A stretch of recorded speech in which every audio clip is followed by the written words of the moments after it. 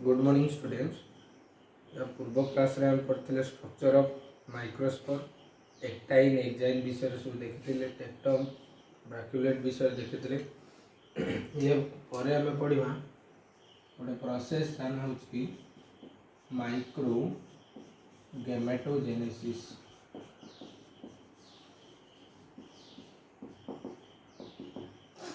Genesis माने production आम जानी माइक्रो गैमेटो माने आम ये वर्डटा को देखा यहाँ मेल गैमेट बोली बुझू ना, यहाँ बुझुची मेल गैमेटोफाइट को। मेल गैमेटोफाइट हूँ यहाँ कौन गोटे गैमेटोफाइट विषय हम फास्ट ईयर पढ़ते यहाँ गोटे हाप्लोइड प्लांट जी कि गैमेट प्रोड्यूस करे तार नाम हूँ गैमेटोफाइट। मेल गैमेटोफाइट रे दुईटा male gamete it contains two male gametes. ये दुईटा मेल गैमेट थाए बोली प्लांट रे यहाँ कहुच्छी मेल गैमेटोफाइट।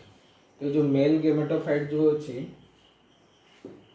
मेल गैमेटोफाइट यहाँ गोटे प्लांट गोटे मिनिएचर माइक्रोस्कोपिक प्लांट जो थे कौन थाए ना दुईटा मेल गैमेट थाए। यहाँ बहुत माइक्रोस्कोपिक खाली आखिरे देखा जाए। तो यहाँ को देखिए यहाँ केमी प्रोड्यूस हो प्रोड्यूस होबार रॉ मटेरियल हूँ माइक्रोस्पोर और पोलेन ग्रेन। माइक्रोस्पोर और पोलेन ग्रेन मैंने हम जानते यार नेचर हूँ हाप्लोइड इन नेचर। माइक्रोस्पोर और पोलेन ग्रेन टा बॉडी की हुए मेल गैमेटोफाइट भी haploid in nature.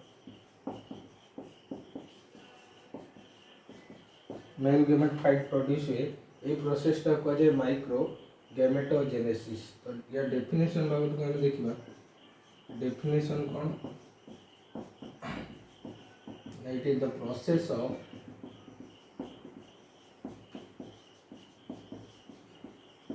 Development of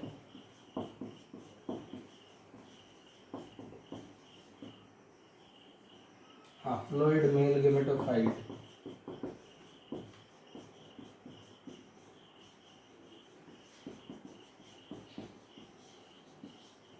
from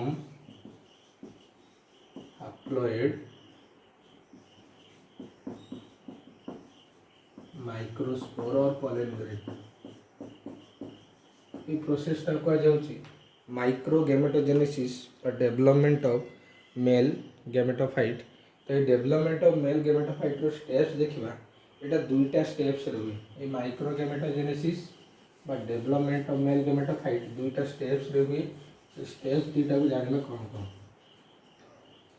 आम देखा स्टेप्स ऑफ माइक्रो गैमेटोजेनेसिस बा डेवलपमेंट ऑफ मेल गैमेटोफाइट। तो फास्ट स्टेप हूँ प्री पॉलिनेशन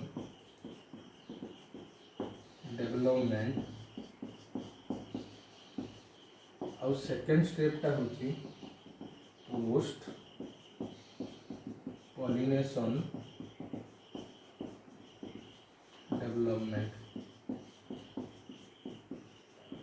जो प्री और पोस्ट पॉलिनेशन डेवलप प्री माने पूर्व पोस्ट माने परे पॉलिनेशन पूर्व कौन हो पॉलिनेशन परे कौन डेवलपमेंट हो half of its development occurs before pollination और half of its development occur after its pollination. तापर नेक्स्ट टाइम देखिबा पॉलिनेशन कौन तापर जानिबा पॉलिनेशन पूर्व कौन हुए आ पॉलिनेशन परे कौन हुए। तो फर्स्ट हम देखो पॉलिनेशन जिनसटा एक्चुअली कौन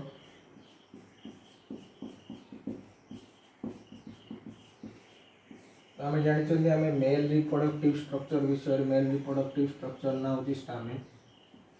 स्टामेन रे मेन रिप्रोडक्टिव पार्ट हूँ आंथर। ये आंथर भितर प्रोड्यूस हुए पोलेन ग्रेन माइक्रोस्पोरोजेनेसिस प्रोसेस। ये पोलेन ग्रेन आंथर रू बाहर फीमेल रिप्रोडक्टिव स्ट्रक्चर रे जाई पड़ो। ये फीमेल रिप्रोडक्टिव स्ट्रक्चर विषय में डिटेल्स रे जानना दिया पर पढ़ा। ए फीमेल रिप्रोडक्टिव स्ट्रक्चर जो अच्छी खाली खईदे तार दुईटा पार्ट अच्छे गोटे हूँ ओभारी बेसल सोलिन पार्टा कहुए ओभारी तार जो ऊपर जो टीप रे ଅମ୍ବ୍ରେଲା ଲାଇକ୍ ଷ୍ଟ୍ରକ୍ଚର ଅଛି ସେଇଟା କୁହାଯାଉଛି ଷ୍ଟିଗ୍ମା ବୋଲି। ତାପରେ ଷ୍ଟିଗ୍ମା ଓଭାରିକୁ ଯିଏ କନେକ୍ଟ କରୁଛି ନେକ୍ ଲାଇକ୍ ଷ୍ଟ୍ରକ୍ଚର ସେଇଟାକୁ କୁହାଯାଉଛି ଷ୍ଟାଇଲ୍ ବୋଲି। ଏଭଳିଆ ତିନିଟା ଷ୍ଟ୍ରକ୍ଚର ଅଛି। ଏ ତିନିଟା ଷ୍ଟ୍ରକ୍ଚରରୁ ପୋଲେନ୍ ଗ୍ରେନ୍ ବା ମାଇକ୍ରୋସ୍ପୋର ଯେ ହାପ୍ଲଏଡ୍ ପୋଲେନ୍ ଗ୍ରେନ୍ और ମାଇକ୍ରୋସ୍ପୋର ଅଛି ସେ ଯାଇକି ପଡ଼େ କେଉଁଠି ନା ଷ୍ଟିଗ୍ମାରେ ଯାଇକି ପଡ଼େ।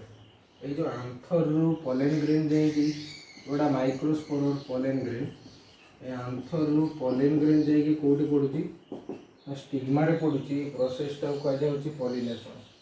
ତ ପଲିନେସନ୍ର ଡେଫିନେସନ୍ ଆମେ ଦେଖିବା transfer of pollen grain or microspore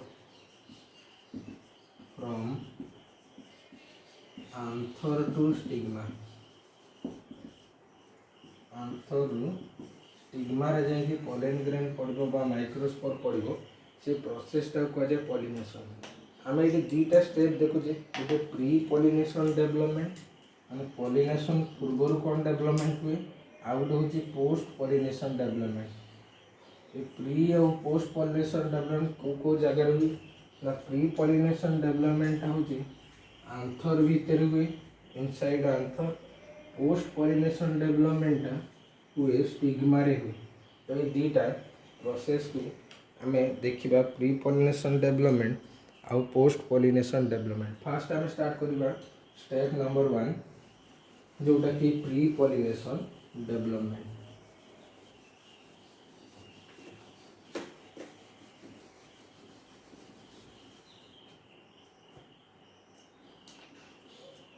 step number 1 pre pollination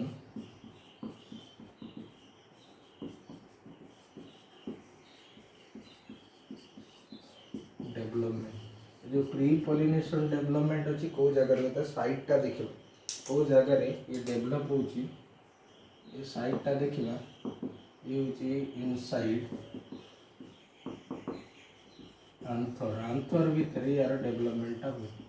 next आम देखा ये जो प्रोसेस रे कौन कौन काम हुए आम देखिए गोटे माइक्रोस्पोर बा पोलेन ग्रेनटा जो आंथर भितर थाए से कौन था यार दुईटा वाल थाए। आम जानते आउटर वालटा जो रफ वाल अच्छी थिक वाल अच्छी से आम एक्जाइम बोली कहूँ। इनर जो स्मूथ आउ थिन वालटा अच्छी आम इंटाइन बोली कहूँ। इंटाइन कौन ना पेक्टोसेलुलोज एक्जाइम स्पोरोपोलेडिन तैयारी। एक्जाइम सबुआडे कभर करना इंटाइन को किसी किसी जगह फांका छाड़ी से जगह गुड़ा कहुच्छी जॉन पोर। यहाँ हूँ माइक्रोस्पोर और पोलेन ग्रेन ये हूँ हाप्लॉइड इन नेचर। तापर एम गोटे हाप्लॉइड न्यूक्लियस अच्छी से यार प्लॉइड हूँ हाप्लॉइड। तो ये फास्ट टाइप रे कौन हम आंथर भितर थिला बेले टापेटम रु खाद्य नहीं कि ए माइक्रोस्पोर रो माइटोसिस हम। माइटोसिस पुणी कौटी हम तो न्यूक्लियस हम। माइटोसिस रो कार्योकाइनेसिस हम। कार्योकाइनेसिस बा न्यूक्लियर डिवीजन हम। जो कार्योकाइनेसिस और न्यूक्लियर डिवीजन हम ए माइक्रोस्पोर भितर दुईटा न्यूक्लियस फॉर्मेशन हम।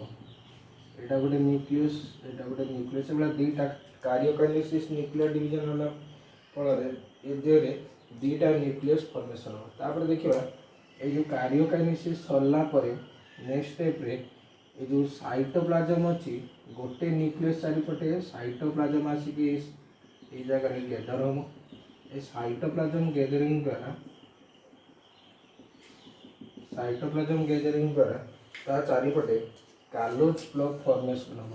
ये कालोज विषय आम पूर्व क्लास में देखी। कालोज रो काम ये साइटोप्लाज्मिक सेपारेशन करे। ये दुईटा सेल को अलग अलग कर दिए, दुईटा सेल रो साइटोप्लाज्म को अलग अलग कर दिए। तो कालोज फॉर्मेशन हो सारा पर यार पेक्टोसेलुलोज रे तैयारी यार वाल गोटे फॉर्मेशन हम।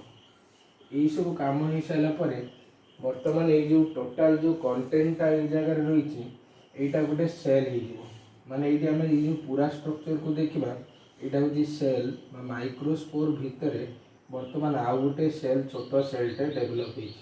बर्तमान ये टोटाल जो 2 सेल स्ट्रक्चर अच्छी यहाँ कहुच्छी मैच्योर pollen grain इटा कह मैच्योर pollen grain बर्तमान मैच्योर pollen grain भितर टोटाल टा होची दुईटा सेल स्ट्रक्चर भितर जो सेलटा अच्छी से कह जेनेरेटिव सेल कौन पे जेनेरेटिव सेल कह जाए ये किसी जेनेसिस कर प्रोडक्शन कर ये नेक्स्ट स्टेज रे पोस्ट पॉलिनेशन चेंजेस रे ये जो सेलटा डिवाइड होकर दुटा मेल गेमेट दिए बोली एटा को कहूँ जेनेरेटिव सेल तापर हम देखा ये होल टोटाल सेलटा जो अच्छी ये होल टोटाल सेलटा को कह जाऊँ वेजिटेटिव सेल वेजिटेटिव सेल कौन पे कह जाए ना वेजिटेटिव सेल ये कह जाए कहीं ना ये रिप्रोडक्शन ले पार्टिसिपेट करें बा गेमेट फॉर्मेशन ले पार्टिसिपेट करें तो ये देखिए यहाँ को भी कह जाए ट्यूब सेल कहीं कह जाए ना यार परवर्ती स्टेज रे यार गोटे पोलेन ट्यूब तैयारी हुए बोली से को ट्यूब सेल बोली कह जाए बर्तमान एतिकी स्टेप जो अच्छी माइक्रोस्पोर्टा चेंज होगा गोटे two cell mature pollen grain यहाँ आंथर भितर हुए जो मैच्योर पोलेन ग्रेनटा देन रिलीज हुए तार पॉलिनेशन हुए पॉलिनेशन होगी से जाएगी स्टिग्मा रे पड़े स्टिग्मा रे पड़े पड़े आमर सेकेंड स्टेप स्टार्ट हुए याना हूँ पोस्ट पॉलिनेशन चेंजेस तब नेक्स्ट देखिए हूँ पोस्ट पॉलिनेशन चेंजेस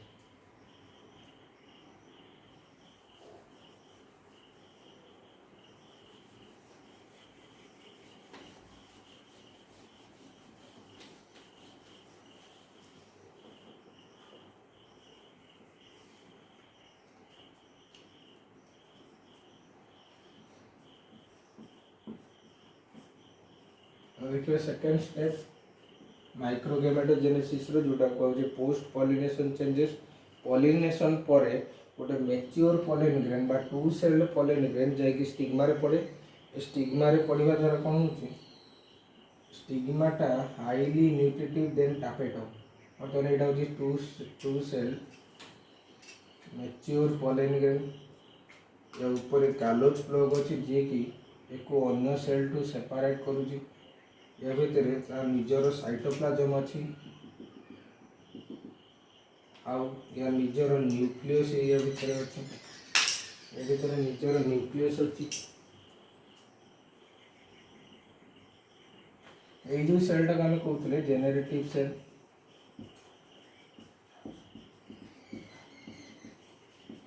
ये भी haploid in nature mitosis process रे बाहर देखिए होल टोटाल सेलटार जो न्यूक्लियस अच्छे और ये होल टोटाल सेलटा को आम कहते गोटे वेजिटेटिव सेल और ट्यूब सेल जो होल टोटाल सेलटा को कहते वेजिटेटिव सेल और यहाँ को आम कहते ट्यूब सेल यार प्लॉइड भी से हाप्लॉइड तो बर्तमान ये कौन हम ये आसिक स्टिग्मा रे पड़ी यहाँ गोटे मैच्योर पोलेन ग्रेन ये आसिक स्टिग्मा रे पड़ी मैच्योर पोलेन ग्रेनटा हूँ टू सेल स्ट्रक्चर स्टिग्मा रे पड़ला हूँ स्टिग्माटा हूँ हाईली न्यूट्रिटिव जो हाईली न्यूट्रिटिव स्टिग्मा रे पड़ी पोलेन ग्रेनटा बेलून सदृश बेलून रे जमती गोटे पतला लेयर थिले जो जगह पतला जगह अच्छी से जगह अधिका पवन प्रेशर देले से फुली जाए एठी भी से सेम स्ट्रक्चर जो जगह एग्जाइनटा कभर करूना इंटाइन को ये जो जौनपुर जगह ये जौनपुर जगह बर्तमान कौन ना माइक्रोस्पोर्टा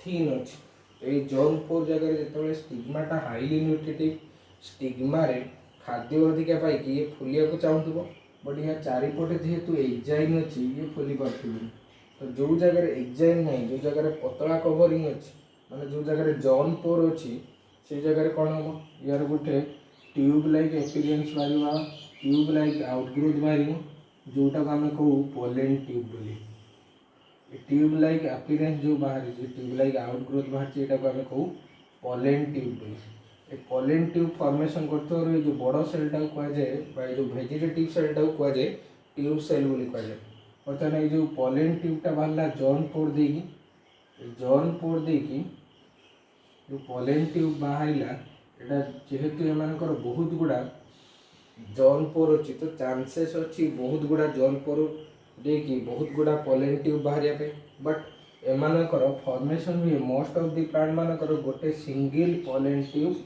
फॉर्मेशन हुए तो जो सिंगल पॉलन ट्यूब फॉर्मेशन हुए से टाइप रो कंडीशन टा कह जाए मोनोसाइफोनस कंडीशन। तो ये आम दुई टाइप रो कंडीशन पाइबा condition of pollen tube formation दुई टाइप रो पाइबा गोटे हूँ मोनोसाइफोनस कंडीशन मोनोसाइफोनस कंडीशन जो मोनोसाइफोनस कंडीशन मन मान हूँ सिंगल ए साइफोन मान हूँ पाइप पाइप लाइक अपीयरेंस बा स्ट्रक्चर जो अच्छी से आम कहू ट्यूब लाइक स्ट्रक्चर अच्छी जो यदि गोटे प्लांट रे सिंगल पॉलन ट्यूब बाहर तो सहीटा कह जाए मोनोसाइफोनस कंडीशन। जदि गोटे प्लांट रे more than one pollen tube बाहर से कह पॉलीसाइफोनस कंडीशन। जो पॉलीसाइफोनस कंडीशन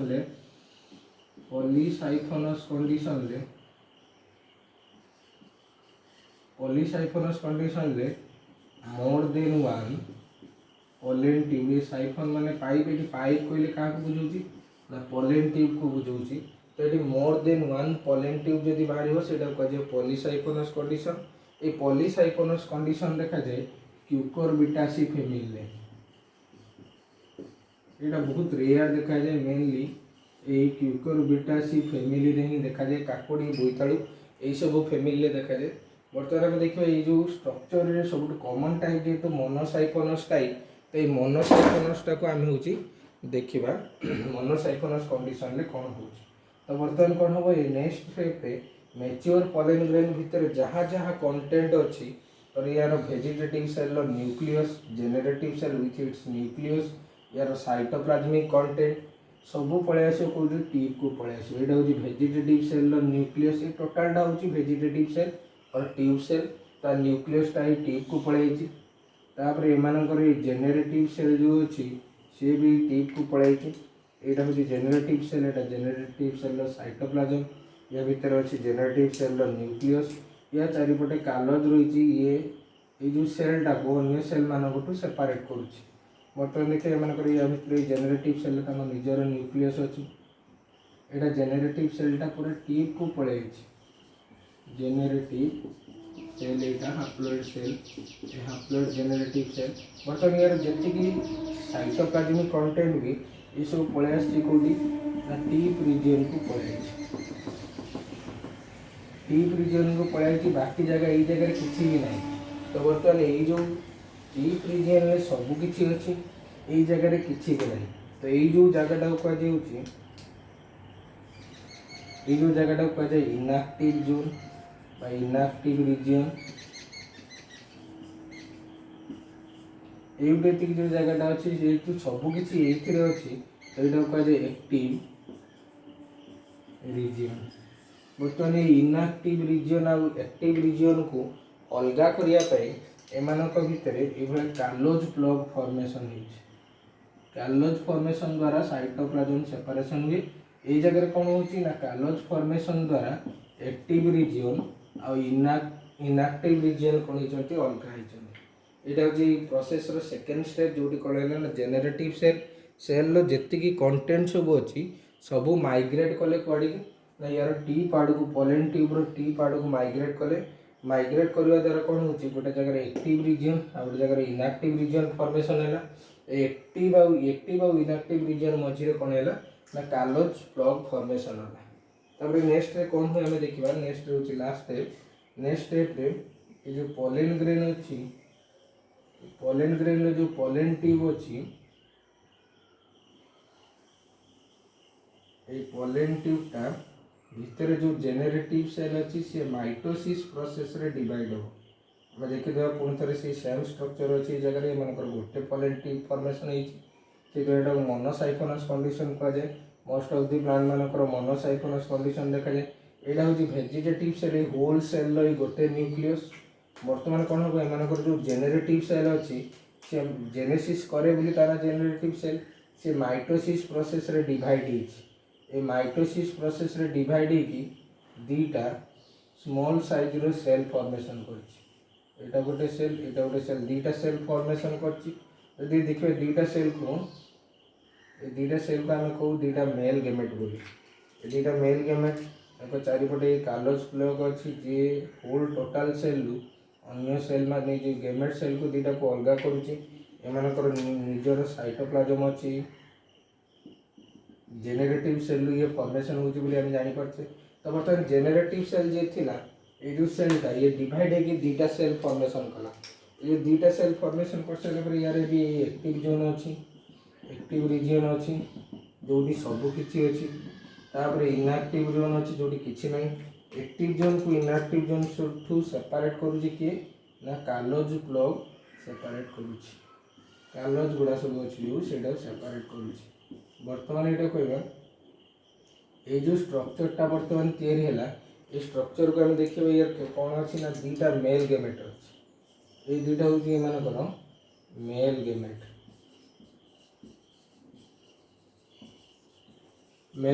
अच्छी। तो बर्तमान ये जो स्ट्रक्चर तैयारी गणवा ये हूँ 3 सेल आउ 3 न्यूक्लियस स्ट्रक्चर ये 3टा सेल केमती है ना मेल गेमेट दुटा गोटे सेल मेल गेमेट दुटा सेल और होल टोटालटा हूँ गोटे सेल जार न्यूक्लियस एक टिप रे अच्छी। तो बर्तमान ये जो 3 सेल स्ट्रक्चर तैयारी है 3 सेल ये जो स्ट्रक्चरटा तैयारी ये 3 cell and 3 nucleate structure 3 nucleate structure ये जो 3 सेल 3 न्यूक्लिएट स्ट्रक्चर यहाँ तैयारी यहीटा को ही कहुए मेल गेमेटोफाइट बोली ये जो स्ट्रक्चरटा होल स्ट्रक्चरटा तैयारी यहीटा को ही कहुए मेल गेमेटोफाइट।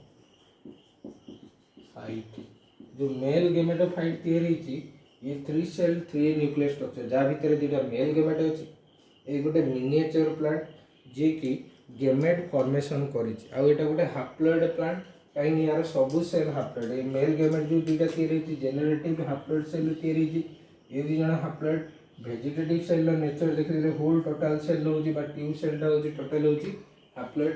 तो ये पॉलन ट्यूब फॉर्मेशन होगा द्वारा बर्तमान कौन है गोटे प्लांट लाइक स्ट्रक्चर जी कि दुटा मेल गेमेट कंटेन कर मेल गेमेटोफाइट। ये डेवलपमेंट ऑफ मेल गेमेटोफाइट और माइक्रो गेमेटोजेनेसिस जो अच्छी सेटा हूँ गोटे लॉन्ग क्वेश्चन यहाँ पढ़ला आम structure of pollen granule start करके यार प्री पॉलिनेशन और पोस्ट पॉलिनेशन डेवलपमेंट लिखा नोट रे ऑलरेडी मुझे देती यार pre pollination post pollination development ताको पॉइंट पॉइंट कर लिखा सुविधा हम लिखिले सुविधा हम तुम ठीक से बुझीपर तो सहीटा को ठीक से पढ़ या भर जी मुझे पढ़ी गोटे लॉन्ग क्वेश्चन सीओर आसो सर्ट नोट आसो टीएस ऑफ टापेटम आउ स्ट्रक्चर ऑफ पॉलन ग्रेन आउ टापेटम अच्छी आउ टीएस ऑफ आंथर आसो आउ ये जो क्वेश्चनटा यहाँ लॉन्ग क्वेश्चन आसो लॉन्ग क्वेश्चन आसपे तापर आउ जी आसो fill in the blanks question आसो। तो आम नेक्स्ट क्लास को पढ़ा फीमेल रिप्रोडक्टिव स्ट्रक्चर पाखर आरंभ करके आउ जी रहा से विषय आम पढ़ा।